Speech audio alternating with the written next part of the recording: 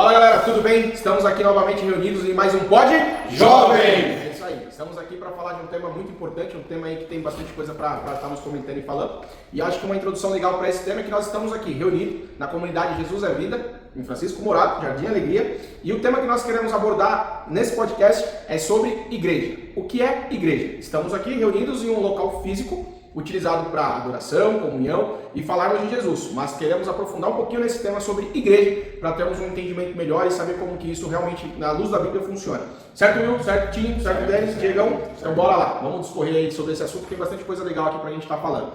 Primeira pergunta de hoje, o que é igreja? O que é igreja? Estamos em um local físico, mas podemos chamar isso aqui de igreja? O que é igreja? Quem quer começar? E aí, meus irmãos, vocês podem começar aí. Vamos lá, quero fazer a leitura de um texto aqui, antes de começar a falar. A igreja não é o local físico, a igreja não sou eu, a igreja somos nós. A carta de Paulo, em 1 Coríntios, no capítulo 12, versículo 12, vai nos dar essa compreensão melhor.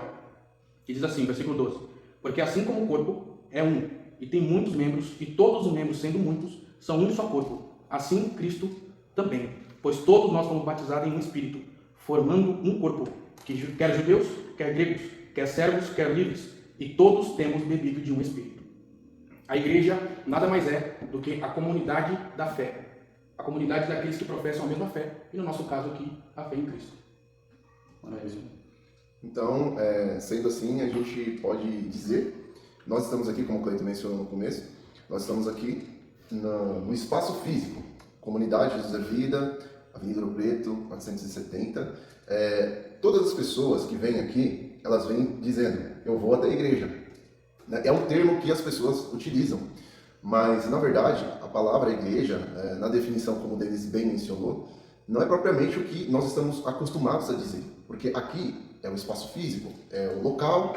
E por que nós falamos que aqui é a igreja? Porque geralmente as reuniões acontecem aqui.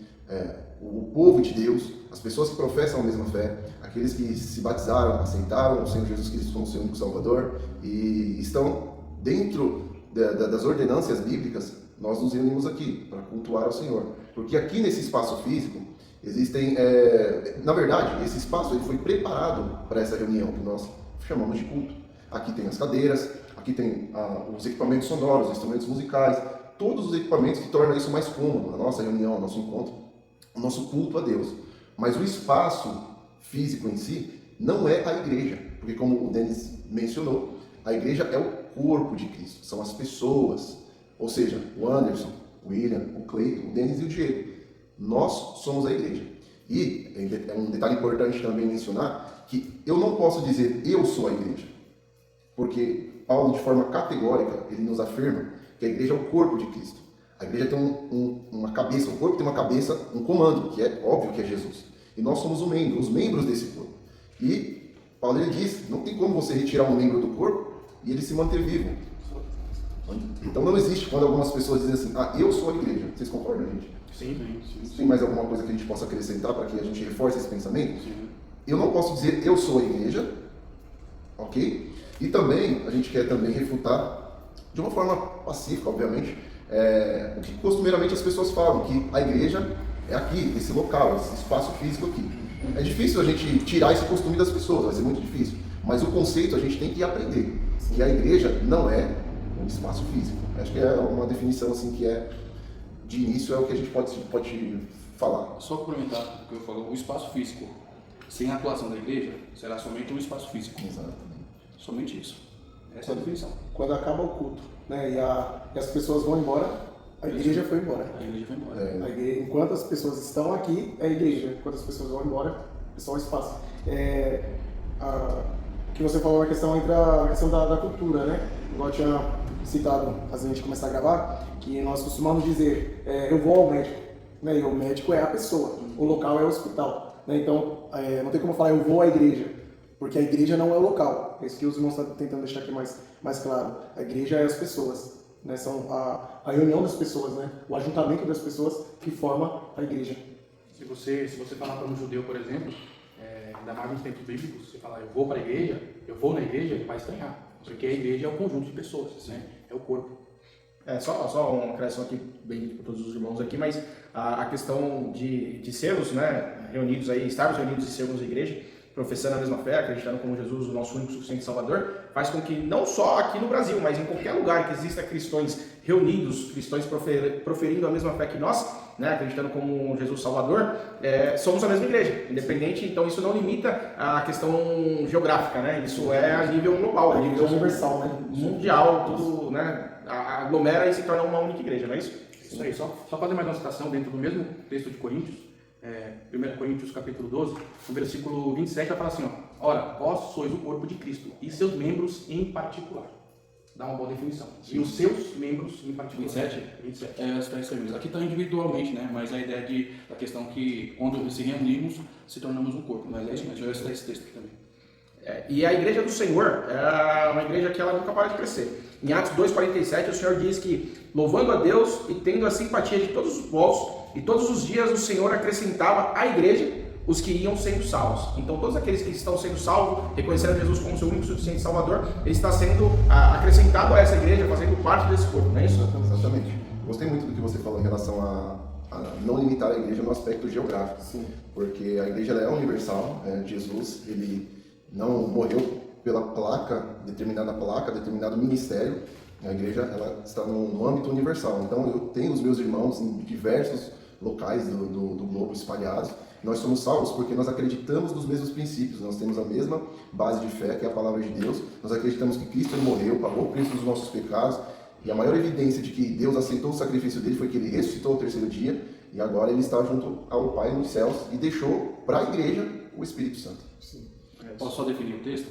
Aqui em 1 Coríntios 12, versículo 2, porque assim como o corpo, porque assim como o corpo, e um tem muitos membros, e todos os membros, sendo muitos, constituem um só corpo. Assim também é com respeito a Cristo, pois em um Espírito todos nós fomos batizados em um só corpo. Perfeito. Eu não sei se agora, viu, Cleiton, você que está orquestrando aí as nossas falas, os tópicos, mas, por exemplo, então se uma pessoa, diante do que nós falamos aqui já, até o momento, Definição de igreja? Se uma pessoa disser assim, hoje eu vou ficar em casa porque eu sou a igreja não, que a pessoa pode dizer assim, nós acabamos de falar, inclusive, que a igreja não é aqui o espaço físico, certo? Então a pessoa pode dizer assim, eu vou ficar em casa porque a igreja não é o espaço físico, a igreja são as pessoas. É correto a pessoa falar isso? Não é correto. Paulo ele trata isso também em Hebreus, no capítulo 10, no versículo 24, ele vai falar assim, consideremos-nos uns aos outros para nos estimularmos a caridade e as boas obras, não deixando a nossa congregação, como é de costume de alguns, antes admoestando-nos uns aos outros, e tanto mais quanto vedes que vai aproximando aquele dia. Então Paulo está falando justamente sobre congregar. Congregar nada mais é do que o ajuntamento. Se ajuntar para um animar ao outro, relembrar sobre as boas novas de salvação, falar sobre Jesus Cristo, que é a nossa pedra angular, não é verdade? Então a igreja tem que congregar, é necessário para esse estímulo, para esse contato, para a difusão do conhecimento. Tem que estar ligado ao corpo. Exatamente, porque cada membro, cada parte do corpo tem uma função. Cada um tem um dom, cada um tem um pedacinho daquilo que foi dado por Deus, e a igreja forma exatamente o corpo. Então nós devemos congregar para poder estimularmos a caridade e as boas obras, e não só isso, falar também e relembrar todos os dias do Evangelho, da morte de cruz, e estimularmos uns aos outros a manter a fé. Por isso que nós devemos congregar. Então eu posso dizer o seguinte, uma pessoa ela pode estar em comunhão com a igreja, não sendo participante desse corpo, desse ajuntamento. Eu poderia dizer o seguinte, uma criança ela pode vir à existência sem que haja necessidade da mãe? Não tem como, né? Então é contraditório, não tem como, por exemplo, eu sei que tem muitas pessoas, tá, quem nos ouve, que estão decepcionadas, chateadas, porque foram em determinada denominação religiosa, se decepcionaram com alguma circunstância, alguma pessoa, alguma palavra, e talvez por algum motivo parecido com um desses citados, elas decidiram ficar então em casa, não precisa estar mais lá reunido com aquela pessoa, com aquele grupo de pessoas, com aquele pastor, enfim, e tomaram a decisão de ficar em casa porque entenderam que ela, estando em casa, ela vai ter comunhão com Deus, vai estar participando da igreja da mesma forma. Na verdade, o que a gente quer trazer aqui através desse podcast, desse tema, é que não é isso que a palavra de Deus nos ensina. Eu acho que o próximo tópico vai evidenciar mais isso também. Exatamente, mas eu acho que isso é uma colocação bem importante em relação a isso que você está dizendo, porque como o Denis comentou aqui, estarmos reunidos num local, isso é essencial para que nós possamos juntos nos estimular um ao outro, para que em comunhão nós venhamos adorar ao Senhor, para que em comunhão nós venhamos aprender sobre a palavra, para que venhamos se aprofundar. E o tio fez uma colocação nos bastidores aqui sobre a questão do pão, que eu acho que é um momento bem oportuno para você descrever sobre isso daí. Ah, sim. O texto é aqui em 1 Coríntios 10, né? Versículo 16 e o 17. Fala assim: porventura, o cálice da bênção que abençoamos não é a comunhão do sangue de Cristo? É uma pergunta isso. O pão que partimos não é a comunhão do corpo de Cristo? É outra pergunta. Aí vem o 17. Porque nós, embora muitos, somos unicamente um pão, um só corpo, porque todos participamos do único pão. O que enfatiza a atuação, né? A questão da igreja estar reunida, ela está em plenamente comunhão com o pão. O que enfatiza a igreja unicamente estar de uma forma de comunhão é estar com a eficácia do pão em memória do que Cristo fez. Então, quando a igreja está reunida, a eficácia primordial é a eficácia do pão. É repartir do pão que dá a visão de um pão inteiro, que é Cristo Jesus, que é o pão vivo que desceu do céu. Exatamente. E esse texto aqui que eu li, ele um pouco mais, versículos anteriores, ele vai reforçar o que o nosso irmão Anderson falou.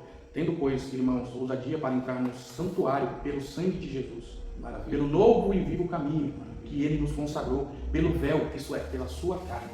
Isso mesmo. Maravilha.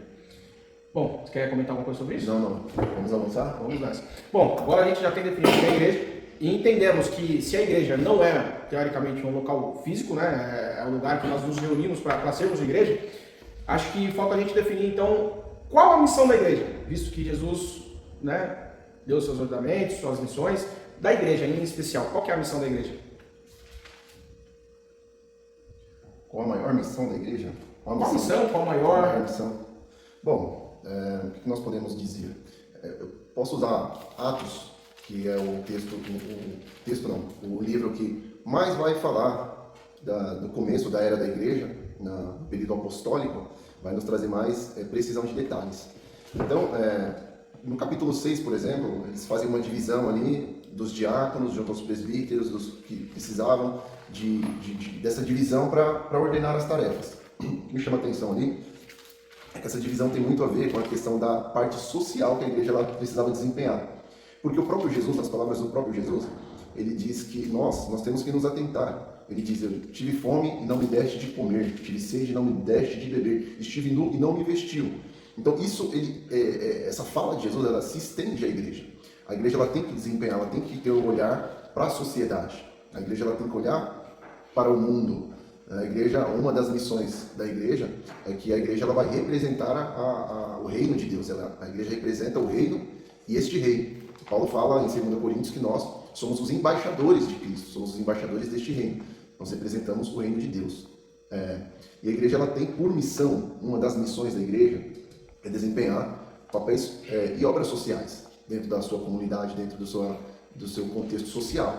Então, nós precisamos olhar, como ali na época de Atos, eles olhavam para as viúvas, para os órfãos, e se atentar às necessidades. Por exemplo, nós precisamos olhar para os carentes, nós precisamos olhar para as pessoas que estão padecendo necessidades, porque como nós estaremos aqui com o nosso coração alegre, com a nossa vida tranquila, sabendo que as pessoas estão padecendo, não só no aspecto espiritual, mas também no aspecto físico. Então, a igreja ela tem essa missão de ter um olhar de forma abrangente para a sociedade. Só que eu pergunto para vocês o seguinte, quando nós falamos da maior missão da igreja, aí que há uma grande diferença. Porque a igreja ela tem por obrigação, e uma das evidências de que a igreja é que ela vai desempenhar obras sociais. Ela vai ir de Participar da sociedade. Participação ativa na sociedade. Em algumas ocasiões, se precisar, vai de encontro a crianças carentes, fazer obras em orfanatos, em hospitais, entregando cestas básicas, entregando marmitex, entregando roupas no frio, enfim, em várias situações a igreja ela pode e deve ser atuante nessas questões sociais. Só que o que nós estávamos conversando aqui, eu estava conversando com os meus irmãos ontem, no término do culto, é que não interpretem de forma equivocada. Por exemplo, a igreja ela pode fazer tudo isso que eu citei, mas outras organizações do meio social elas também podem fazer.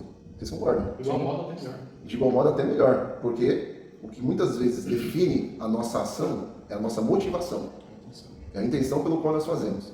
Então, por exemplo, se nós que nos reunimos e falarmos o seguinte, nós vamos entregar cestas básicas para as famílias carentes do nosso bairro.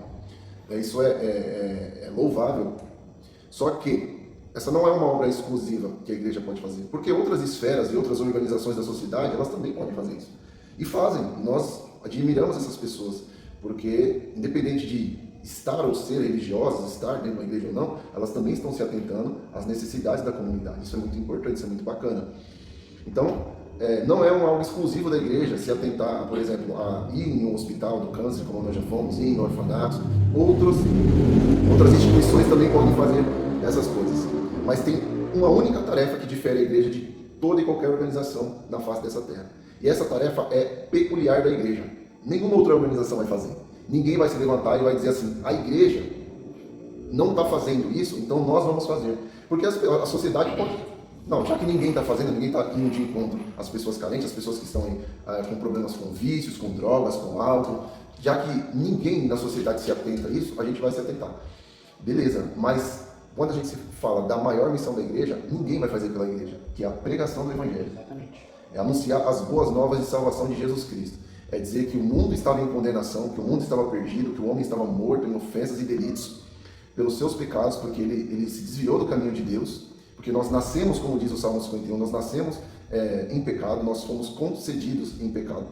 E aí, por meio do mérito da morte expiatória de Cristo, da sua ressurreição, da justiça que ele cumpriu as demandas da lei de Deus, ele obteve justiça e agora ele nos justifica pela sua morte. Então esse é o evangelho, essa é a pérola de maior valor. Ninguém vai fazer isso. Se você, como igreja, se nós, melhor dizendo, se nós como igreja, nós não fizermos isso, ninguém vai fazer. Então a maior missão da igreja, sem dúvidas, é a pregação do evangelho. A gente não pode abrir mão disso.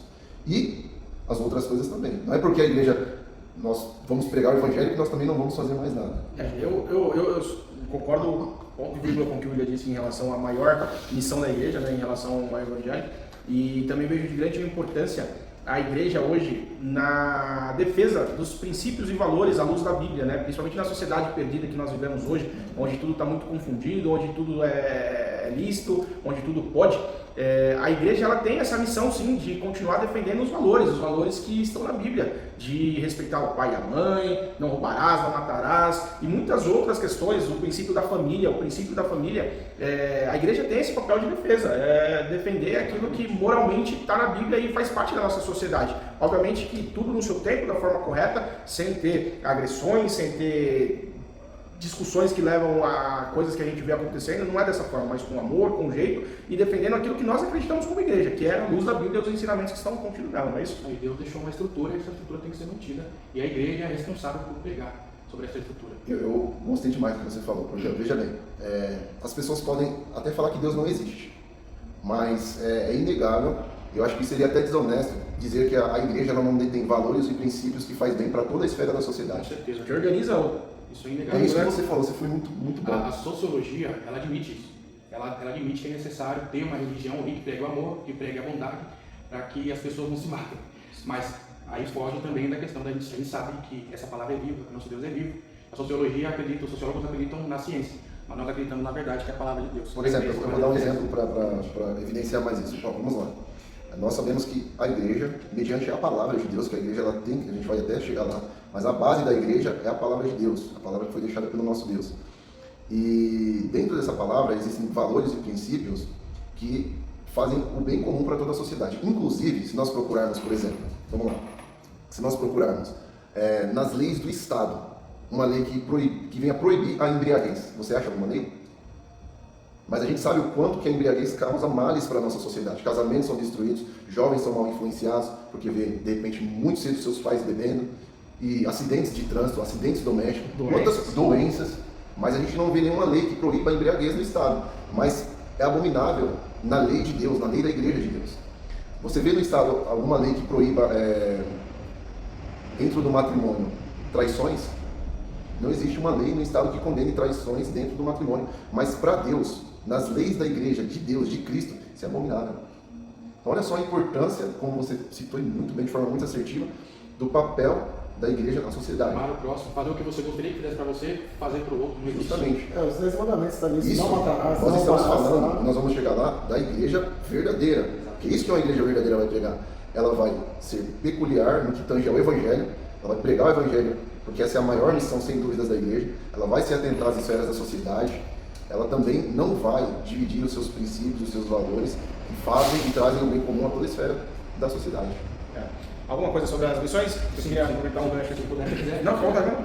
Tem um texto de Mateus, o final de Mateus ele encerra falando sobre a grande comissão, né? Assim, no capítulo 18, no versículo 16 em diante até o 20, vai dizer assim, ó, e os 11 discípulos partiram da Galileia para o monte que Jesus lhe tinha designado. E quando viram, o adoraram, mas alguns duvidaram. E chegando-se Jesus falou-lhes, dizendo, é-me dado todo o poder no céu e na terra, portanto, ide, ensinai todas as nações, batizando-as em nome do Pai, do Filho e do Espírito Santo, ensinando-as a guardar todas as coisas que eu vos tenho mandado. E eis que eu estou convosco todos os dias até a consumação do século. Eu quero emendar o texto aqui de 1 Pedro, no capítulo 5, no capítulo 2, versículo 9, que diz assim, mas vós sois geração eleita, sacerdócio real, nação santa, povo adquirido. Para quê? Para que anunciais as virtudes daquele que vos chamou das trevas para a sua maravilhosa luz. Vós, que em outro tempo não ereis povo, mas agora sois povo de Deus, que não tinha alcançado misericórdia, mas agora alcançaste misericórdia. Nós somos eleitos, nós temos misericórdia. Para quê? Para anunciar as virtudes do Senhor. A igreja tem essa missão. Eu podia pegar diversos textos bíblicos aqui, porque principalmente o livro de Atos e as cartas de Paulo vai motivar a igreja a pregar as boas novas de salvação. Então é por isso que nós estamos aqui. Só dar uma pincelada na parte da questão. Um texto. Romanos é uma das coisas mais lindas também no tocante ao que você tocou. Quando Paulo ele fala assim, no seu versículo 18 do capítulo 1, ele fala assim que não deixe mais que o homem tome o seu uso, ao contrário. Primeiro ele está dando uma parte sobre a questão social, que Romanos é totalmente afetada pelo pecado. E o que ele abre no tocante ao primeiro capítulo, ele fala bem assim que o homem manchou a glória de Deus. E ele fala bem assim que quando ele escreve a carta aos Romanos, quando ele fala de manchar a glória de Deus, ele fala que Cristo restaura novamente a honra que o Senhor novamente tem, que é a sua glória. Por isso que Cristo fala que ele é a glória do Deus vivo na terra. E o que mais me chama a atenção é que ele fala bem assim que, independente do que aconteça, a igreja nunca pode esquecer disso. E Paulo ele é muito enfático nisso, por isso que ele vai muito profundo sobre a questão do pecado e a questão de viver no Espírito. Então ele fala bem assim, que não podemos deixar cair no esquecimento que Cristo restaurou novamente a honra do Deus Pai. E esse é o legado da igreja. Maravilha. Muito bom. Bom, aqui a gente já falou muito sobre o que é a igreja e qual a principal missão da igreja. Mas para a gente ir pro final aqui, obviamente deixando o vídeo bem reduzido aí para que você tenha compreensão e consiga assistir aí, porque senão esse tema ia discorrer por muito tempo aqui. Mas não só a igreja, mas nós vivemos numa sociedade onde nós vemos pessoas boas, pessoas ruins, nós vemos departamentos que são bons, departamentos que são ruins, governantes bons, governantes ruins, e a igreja não é diferente. Nós temos as igrejas verdadeiras, a igreja verdadeira e temos a igreja falsa, certo? E o que a gente pode entender e identificar em uma igreja que não é uma igreja verdadeira, que traz consigo questões que fogem daquilo que nós discorremos aqui nesse vídeo? É uma pergunta bem difícil, mas tem que ser abordada. A gente tem que falar sim, porque como você bem falou, em todas as esferas da sociedade a gente tem pessoas de bem, pessoas honestas e infelizmente não diferente como a gente fala igreja, a gente já definiu o que é igreja, nós vamos deixar bem claro para você que nos assiste. Mas a gente está falando de uma forma para que fique de mais fácil entendimento. Talvez você não esteja em nenhuma igreja, não seja participante de nenhuma igreja, e você diga para si mesmo, não vale a pena, porque hoje o que nós mais identificamos são inúmeras igrejas, milhares e milhares de igrejas, denominações religiosas, melhor dizendo, e aí não dá para identificar se essa igreja é de fato uma igreja saudável, se é uma igreja de Deus, se é uma igreja que realmente leva as coisas de Deus a sério, e eu posso confiar ali a minha vida, a minha família, né? Os meus filhos, enfim, talvez muitas pessoas tenham esse questionamento. E uma das coisas que eu gosto de falar quando eu trato desse tema é que fica mais fácil de nós identificarmos o que é falso quando nós temos conhecimento do que é verdadeiro. Exatamente. Eu até dei um exemplo um dia aqui, que quando eu tinha uns 17, 18 anos, eu trabalhava em um comércio, eu trabalhava no caixa. E eu tinha muito costume de pegar em cédulas de dinheiro, né? Porque não tinha Pix naquela época. E uma vez eu recebi uma nota de R$50, era uma nota falsa, mas todas as pessoas, os gerentes, os outros vendedores, os colegas de trabalho, eles falaram, essa nota é verdadeira, porque ela tinha todas as características de uma nota verdadeira, uma nota de R$50. Tinha a marca d'água, o encontro das linhas quando dobra a nota era idêntico, mas assim, eu fiquei muito cismado por conta da textura do papel. Né? Quando eu pegava muito dinheiro, eu já conhecia a textura do que era o verdadeiro. Eu levei no comércio ao lado, ele tinha um identificador, e aí realmente era uma nota falsa, mas ela era muito parecida com a verdadeira. Um clone. Mas tem um detalhe ali que você vai saber identificar se de fato é verdadeiro ou não.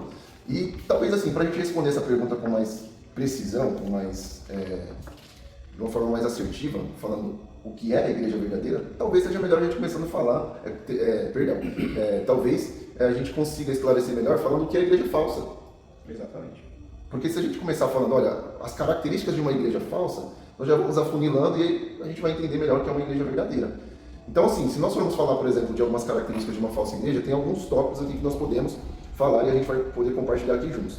E eu posso dizer o seguinte, que acho que uma das principais marcas de uma falsa igreja é que ela tem... O que para você é a maior revelação, Anderson? A revelação é o plano da salvação.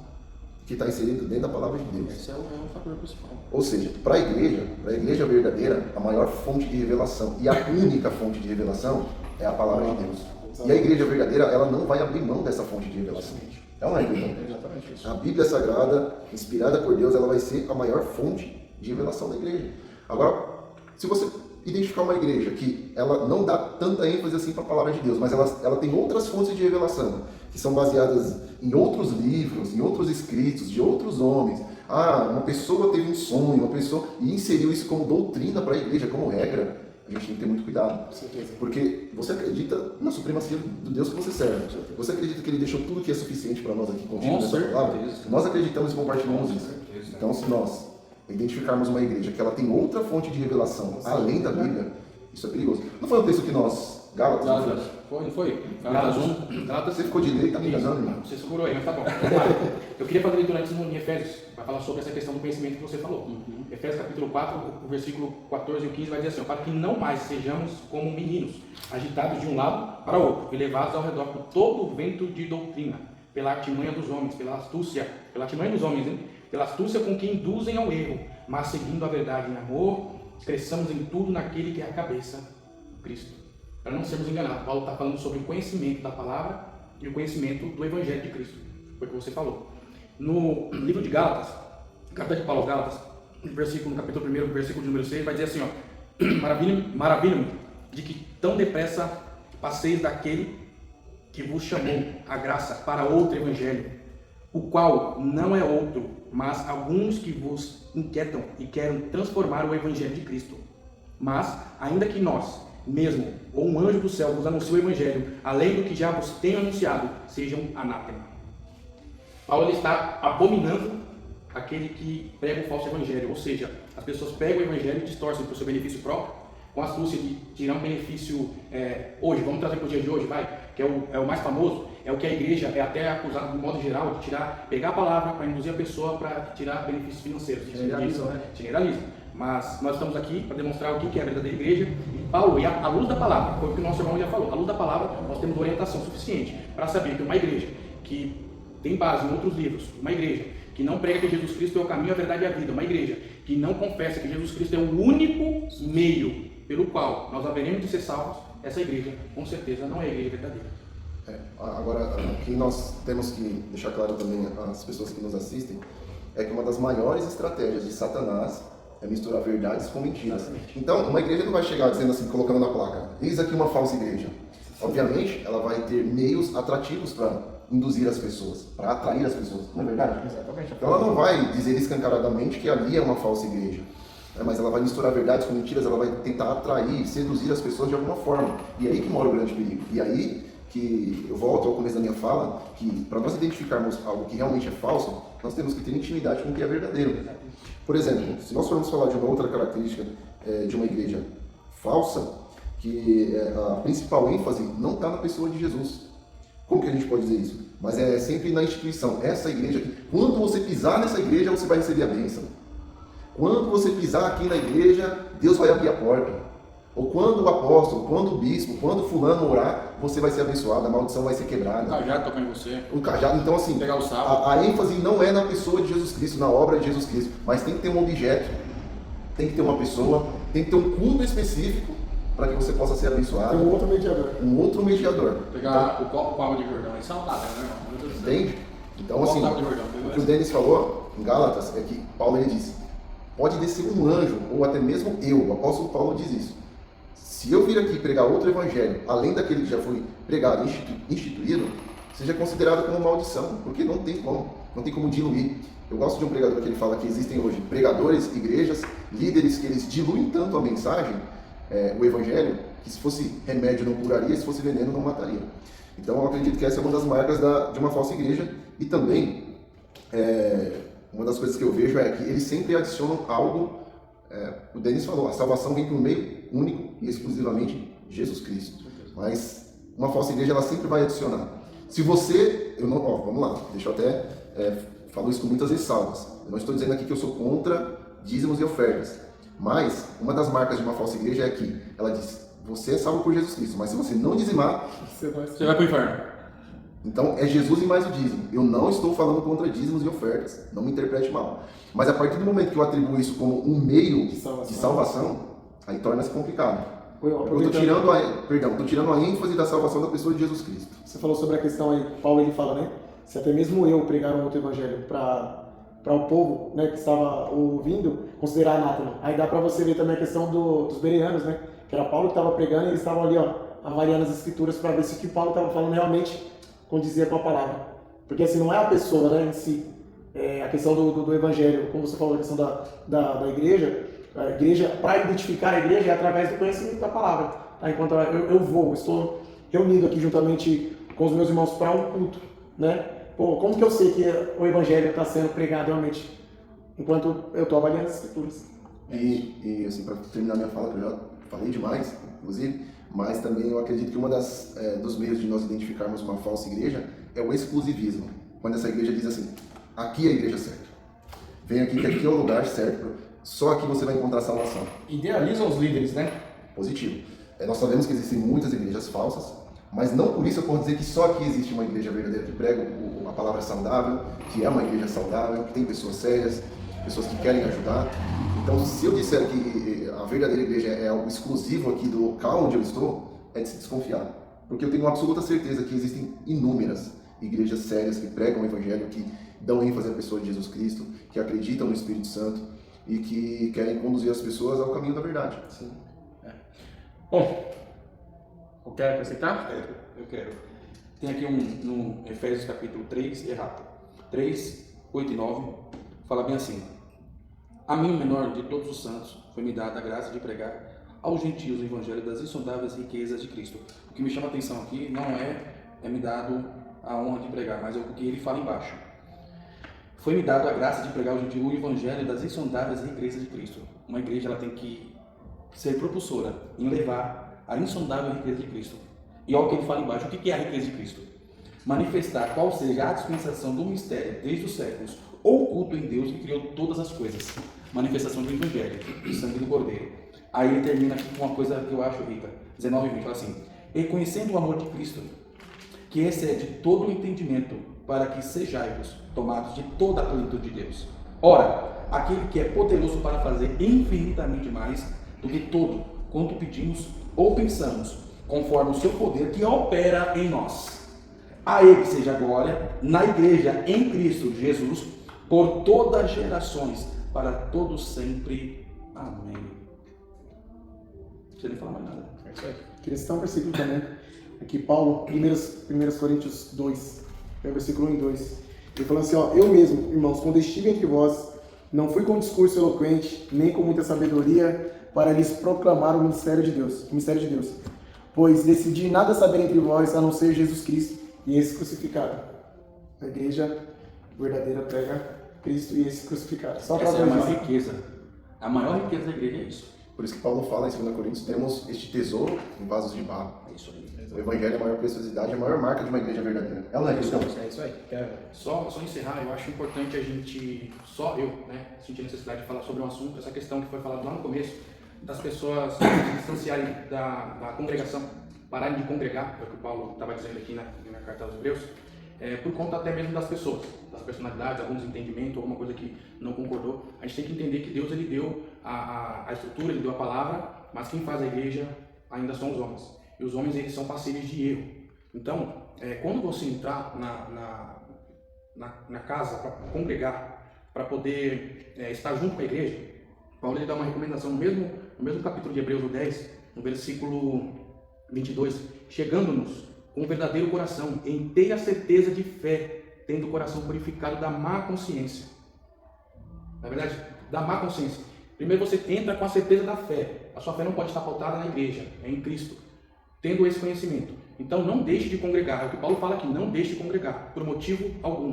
Porque aqui, com certeza, como foi dito também, existem pessoas que vão atrapalhar, existem pessoas que vão desanimar, mas existem também pessoas que vão contribuir como propulsoras do Evangelho de Cristo. Existem pessoas, a igreja ainda está viva, o Espírito Santo ainda está entre nós. Então não deixe de congregar.